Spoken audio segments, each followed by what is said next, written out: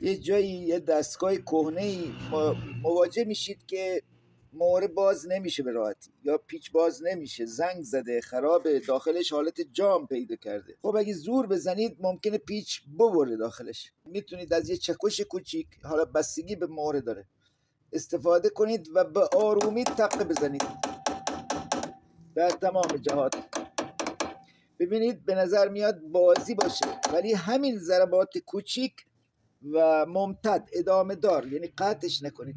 شما مرتب این اگه بزنید مثل انگشتریه که چکش میزنن و گشادش میکنن دوستان زرگر، و میبینید باز میشه، از هم یه مقداری گشاد میشه و به راحتی میتونید اینو باز کنید.